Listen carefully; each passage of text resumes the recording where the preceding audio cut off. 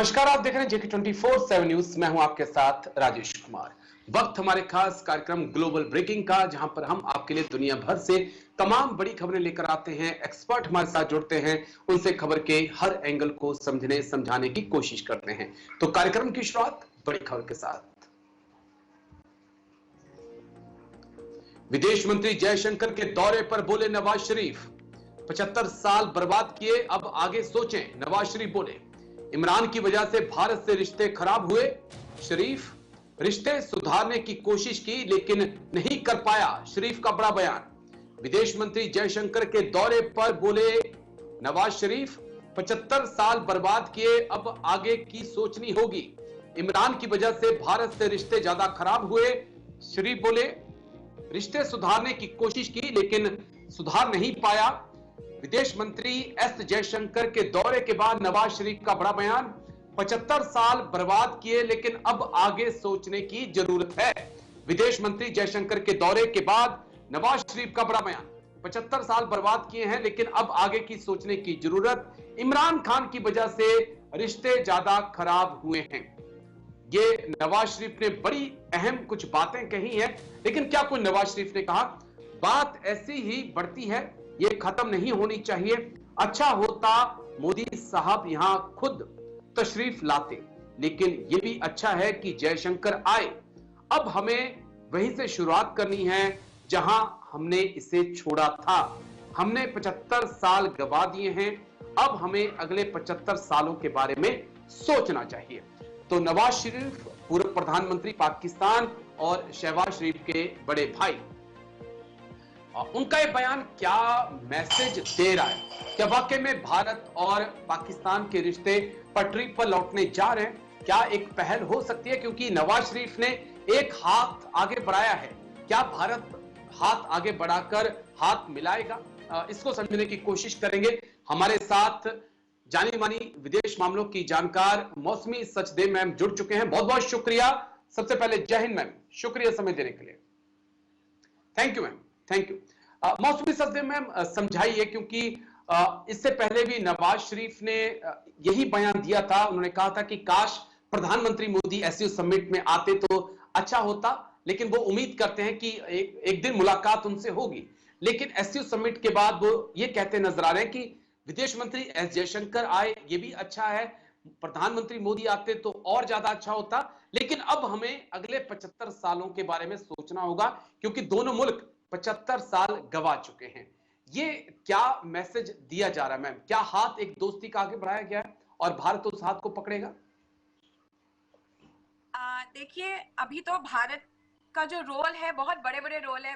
भारत, मुझे नहीं लगता पाकिस्तान जैसे इशू में लगे हैं, बिकॉज भारत जो है ग्लोबल पावर की तरफ इमर्ज हो रहे हैं। तो अगर जयशंकर जी वहां पे गए तो it was merely for SCO meeting, हम सबको पता है। और नवाज शरीफ ने जो भी उन्होंने कहा है, देखिए, Pakistan can not be trusted. हमें आज भी पता है, हमें पहले भी पता था, उनका वहां पे मिलिट्री पावर ही चलता है और टेररिज्म कभी भी अंडर कंट्रोल नहीं था। तो ये इतना आसान नहीं है। उन्होंने बोला है, एक तो एक इमेज अपना सुधारने के लिए, और कहीं ना कहीं लगता है कि उनकी बेटी भी पंजाब में, जैसे अभी सीएम, उनका जो रोल है वहां पे क्लियर अप करने के लिए ये सब बातें हो रही है। अगर टॉक्स, तो हमेशा इंडिया ने कभी भी नहीं बोला कि टॉक्स नहीं है। भारत ने हमेशा बोला है कि पीस टॉक्स के लिए रेडी है, बट एक ही हमारा क्लॉज था कि टेररिज्म के अगेंस्ट, जब तक टेररिज्म कंट्रोल नहीं होगा और पाकिस्तान टेररिज्म को स्पेस नहीं देंगे, तब तक मुझे नहीं लगता कि भारत पाकिस्तान के साथ ऐसी कोई बात होगी। और मुझे भारत को बहुत केयरफुल होना पड़ेगा, क्योंकि ये सब जो बातें हैं, मुझे नहीं लगता कि इससे कोई रेजोल्यूशन निकलेगा। हाँ, अगर कोई अच्छा टाइज है, पीस टॉक्स होता है, इससे कोई रेजोल्यूशन निकलता है तो बहुत अच्छी बात है।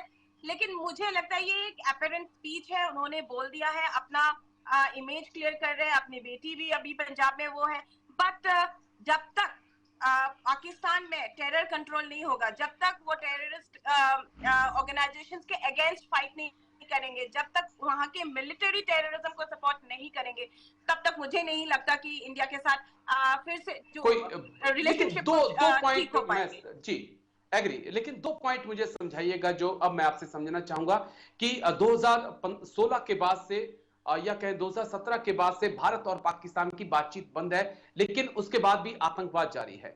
जब आप बातचीत कर रहे थे तब भी मिलिटेंट अटैक हो रहे थे, जब बातचीत बंद है तब भी मिलिटेंट अटैक हो रहे हैं।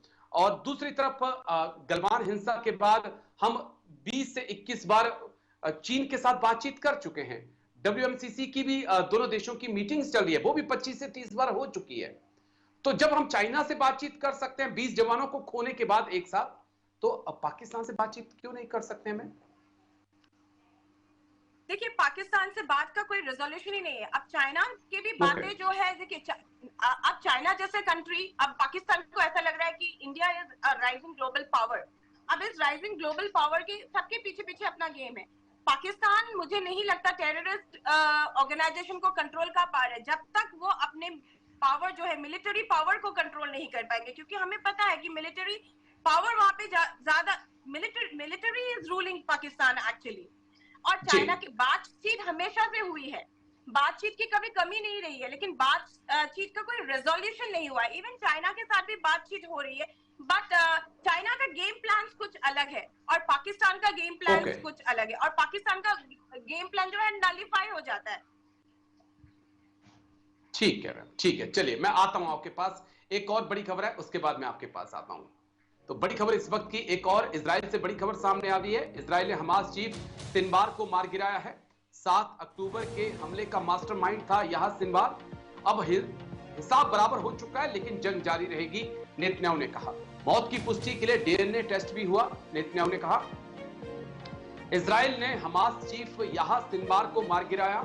7 अक्टूबर के हमले का मास्टरमाइंड था सिनवार। अब हिसाब बराबर, लेकिन जंग जारी रहेगी। इजराइल ने हमास चीफ सिनवार को मार गिराया। 7 अक्टूबर के हमले का मास्टरमाइंड था याह्या सिनवार। अब हिसाब बराबर हो चुका है, लेकिन जंग जारी रहेगी, नेतन्याहू ने कहा। मौत की पुष्टि के लिए सिनवार का टेस्ट भी हुआ, डीएनए टेस्ट किया गया, उसके बाद नेतन्याहू ने इसकी पुष्टि की है। लेकिन क्या कुछ नेतन्याहू ने कहा, एक बार देख लेते हैं। उसके बाद मौसमी सचदेव के पास हम चलेंगे इसको समझने के लिए कि अब मिडिल ईस्ट में क्या इंपैक्ट होगा।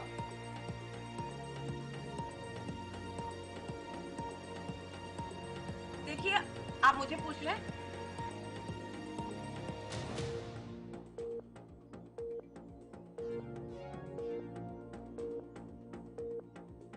अक्टूबर के हमले का मास्टरमाइंड था याह्या सिनवार। अब हिसाब बराबर, लेकिन जंग जारी रहेगी, नेतन्याहू का बड़ा बयान।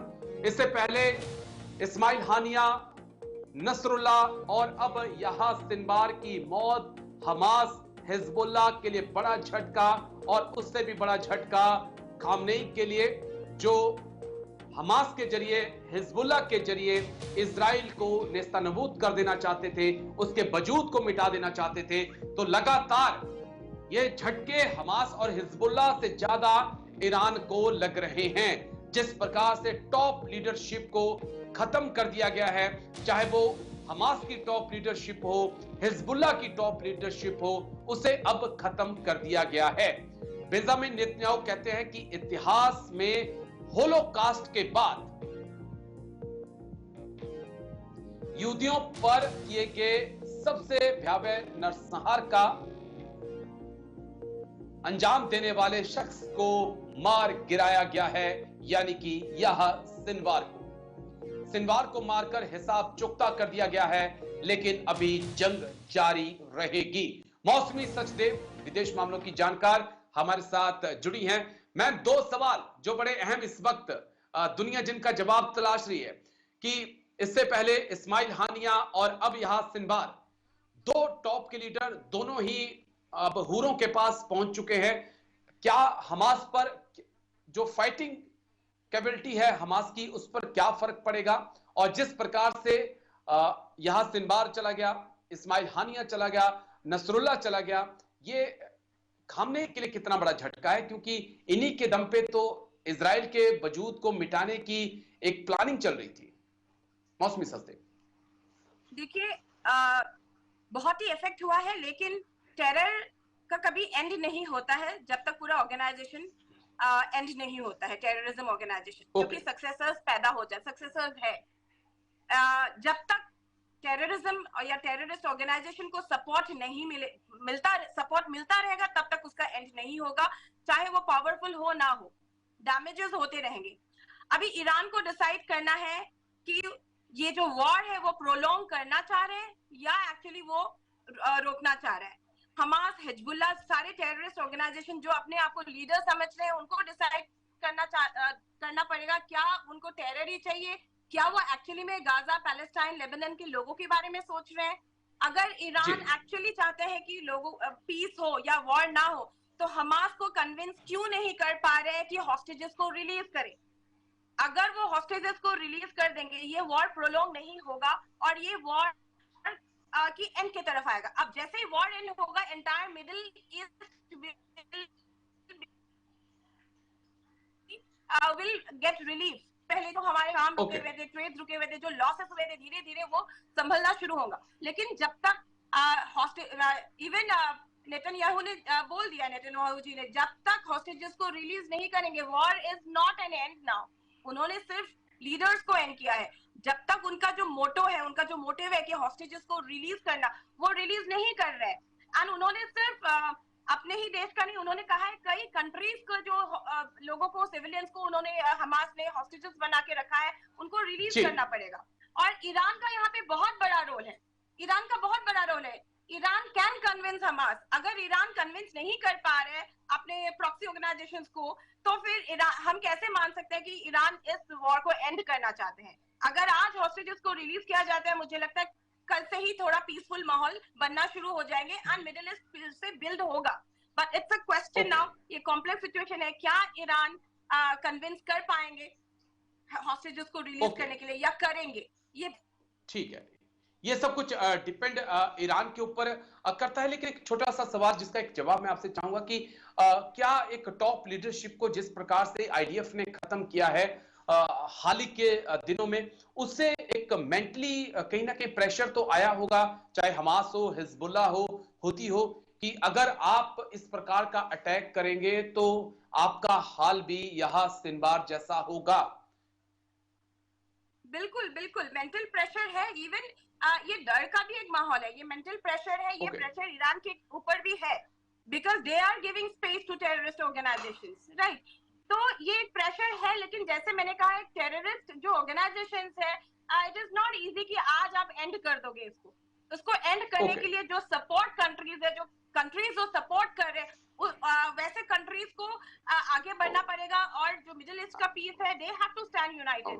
जब तक आपका जो पॉइंट है क्लियर है मैम, कि अगर पीस चाहिए, हिजबुल्लाह और हमास को खत्म करना है, तो आपको ईरान की तरफ देखना होगा। इसको हम समझेंगे बाद में। एक बड़ी खबर है मैम, उसके बाद मैं आपके पास आता हूं। इस वक्त की एक और बड़ी खबर आपको दिखा दें। बांग्लादेश में आजादी से जुड़ी छुट्टियां खत्म कर दी गई हैं। मुजीबुर रहमान के शोक दिवस की छुट्टी जो है उसको भी रद्द कर दिया गया है। ये जिन्ना का जन्मदिन मनाएंगे, अवामी लीग कह रही है। चुनावों को लेकर मोहम्मद यूनिस ने चुप्पी साध रखी है। बड़ी खबर आपको बता दें, बांग्लादेश में आजादी से जुड़ी हुई छुट्टियां कैंसिल कर दी गई हैं। मुजीबुर रहमान के शोक दिवस की छुट्टी भी रद्द कर दी गई है। ये जिन्ना का जन्मदिन मनाएंगे, अवामी लीग ने आरोप लगाया है। चुनावों को लेकर मोहम्मद यूनिस ने चुप्पी साध रखी है। हम मौसमी सचदेव जी के पास चलेंगे। मैम, आप बहुत बारीकी से बांग्लादेश को फॉलो कर रही हैं, नजदीकी से पढ़ रही हैं, और कैसे आप देखती हैं मोहम्मद यूनिस नोबेल पुरस्कार के विजेता, लेकिन उनके फैसले तो ऐसे हैं जैसे लगता है कि उन्हें जमाते इस्लामी का भी पुरस्कार दे देना चाहिए नोबेल पीस के साथ साथ। ये तो अवार्ड के अगेंस्ट ही जा रहे हैं। ये अवार्ड उनको किस लिए मिला था, और आज उनका जो रोल है कंप्लीट अगेंस्ट हो रखा है। उन्होंने हालांकि मुझे ऐसा लगता है उन्होंने डिक्लेयर कर दिया है कि उनको इंडिपेंडेंट बांग्लादेश चाहिए नहीं। ये तो ये पाकिस्तान की तरफ जा रहे हैं। एंड एक्चुअली बांग्लादेश ये सब जो कर रहे हैं, वो क्या कर रहे हैं, दे आर डूम्ड। वो अपने ही डिस्ट्रक्शन कर रहे हैं। आप टेररिज्म की तरफ बढ़ रहे हो। आप अपने ही जो इतना एक एफर्ट्स, कितने स्ट्रगल के बाद आपने इंडिपेंडेंस हासिल किया, उसी को नलिफाई कर रहे हो। आज आप अपने ही देश को टेरर के साथ जोड़ रहे हो, पाकिस्तान। अब मुझे नहीं लगता कि Muhammad Yunus is a successful leader. और जो वहां के यूथ है, उनको देख के आगे जी। बढ़ रहे थे, तो उनको क्या मिल रहा है, क्या शिक्षा मिल रही है? तो ये पूरा प्रूव हो रहा है कि जो मोहम्मद यूनुस जी है वो नोबेल पुरस्कार किस लिए दिया गया था, और अभी तो ऐसा लग रहा है कि वो उनका जो मकसद है कुछ अलग है, या तो बदला है जी, या तो उनका एक क्या ईगो लगता है है उसको कि शांत करने के लिए कर रहे हैं, बट जमात अपने देश का वो भला नहीं चाह भला रहे। नहीं कर रहे हैं, बिल्कुल। लेकिन क्या जमाते इस्लामी का जो एक वहां पर पार्टी है, उसका पुरस्कार भी मुझे लगता है कि आने वाले वक्त में मोहम्मद यूनुस को देना चाहिए, जिस प्रकार से वो मिल जाना चाहिए। बांग्लादेश की राजनीति को चला रहे हैं। चलिए, मैं लौटता हूं आपके पास, एक और बड़ी खबर आ बिल्कुल रही है, बिल्कुल। उसके बाद मैं आपके पास आता हूं। एक और बड़ी खबर इस वक्त की, एलएसी पर चीन की बड़ी साजिश का बड़ा खुलासा। भूटान की जमीन पर चीन ने बसाए 22 गांव। डोकलाम पर रणनीतिक बढ़त चाहता है चीन। भारत के चिकन नेक पर बनाना चाहता है प्रेशर। जल्दी से एक बार ग्राफिक्स, उसके बाद फिर मौसमी सचदेव मैम के पास हम चलेंगे। एलएसी पर चीन की बड़ी साजिश का बड़ा खुलासा। चिकन नेक पर ड्रैगन की नजर, डोकलाम पर चीन की नजर। चीन ने भूटान में बसाए 22 गांव। सिलीगुड़ी कॉरिडोर पर चीन की नजर। 2023 के बाद इन पूरे गांव का निर्माण किया गया है। भूटान में चीन काफी एक्टिव हुआ है। नेक्स्ट ग्राफिक्स, डोकलाम पर कब्जा चाहता है चीन। 2017 में डोकलाम विवाद हुआ था। लद्दाख, अरुणाचल पर चीनी नजर। देपसांग डेमचौक को लेकर टेंशन। ब्रिक्स में मिल सकते हैं मोदी जिनपिंग, ये बड़ा सवाल है। लेकिन मौसमी सचदेव के पास हम चलेंगे। मौसमी सचदेव मैम, समझाइए, हाल ही में विदेश मंत्री एस जयशंकर ये कहते हुए नजर आए कि 70% विवाद तो खत्म हो चुका है एलएसी का, यानी कि सब चंगा होता जा रहा है। लेकिन दूसरी तरफ आप अरुणाचल छोड़िए, आप लद्दाख छोड़िए, यहां तो सिक्किम के आसपास, पश्चिम बंगाल के आसपास चीन काफी ज्यादा एक्टिव हो चुका है। जिस प्रकार से सिलीगुड़ी कॉरिडोर पर या चिकन नेक पर वो अपना प्रेशर बनाना चाहता है, यहां पर मुझे लगता है कि भारत को अलर्ट होने की जरूरत है। है और डिफेंस थ्रेट भी है। आप देखिए, ये जो सिलीगुड़ी कॉरिडोर है वो एक ही ब्रिज है जो 8 नॉर्थ स्टेट्स के साथ जोड़ते हैं, और ये जो जी, है रूट टू नेपाल, भूटान, बांग्लादेश पूरा डिस्टरप्ट हो जाएगा। तो भारत के लिए एक ये डिफेंस थ्रेट है, एक चैलेंज है। और आप चाइना के साथ जितना भी बात कर लो, चाइना की रणनीति कभी खत्म नहीं होगी, और उनके जो हंगर फॉर पावर है ये कभी खत्म नहीं होगा। आप देख रहे हैं हर तरफ वो अपने अपने आप को वो धीरे धीरे धीरे इन्वेजन की तरफ जाते हैं। और ये जो कर रहे हैं जी, भूटान में, जो वो कंस्ट्रक्ट कर रहे हैं विलेजेस एंड ऑल, वो क्या कर रहे हैं, धीरे धीरे इन्वेजन क्रिएट कर, धीरे धीरे लैंड को ग्रैब करने के लिए कोशिश कर रहे हैं। और ये जो हरकत है, अरुणाचल प्रदेश तो अंडर थ्रेट है ही। आप देखिए जी, पूरे बॉर्डर्स अंडर थ्रेट हो गए। तो it is a challenge to Indian defence also, और पूरा भारत को चौकन्ना होना पड़ेगा। आप देखिए अभी धीरे धीरे एलएसी में आप देखिए उनकी मिलिट्री एक्टिविटीज भी बहुत ज्यादा हो गए। बढ़ रहा है। आपको याद जी, होगा लास्ट जब जहां पे हमारा इंडियन सोल्जर्स और चाइना के सोल्जर्स के जो मुठभेड़ हुए थे और हमने खोए थे 20 जवान, जी, उस जगह पे फिर से उन्होंने अपने मिलिट्री एक्टिविटीज को एक्टिव कर दिया है। तो ये सब जो हरकतें चाइना कर रहे हैं इंडिया के लिए एक डिफेंस चैलेंज है। एंड जितने भी टॉक्स हो, चाइना तो बिल्कुल ही मानने के लिए तैयार ही नहीं है। It is after grabbing land, so it is actually a okay. Challenge to Bharat. और चाइना की फेस वैल्यू पे मुझे लगता है कि अब भारत ट्रस्ट नहीं कर सकता है। चलिए, मैं लौटता हूं आपके पास, एक और बड़ी खबर आ रही है, उसके बाद मैं आपके पास आऊंगा। एक और इस वक्त की बड़ी खबर, पाकिस्तान रूस की दोस्ती हो रही मजबूत। रूस पाक की सेना साथ में कर रही अभ्यास। एससीओ में रूस के पीएम मिखाइल हुए थे शामिल। 300 सदस्य लेकर एससीओ में शामिल हुआ था रूस, ये हैरानगी भरी बात है। पाकिस्तान रूस की दोस्ती हो रही मजबूत।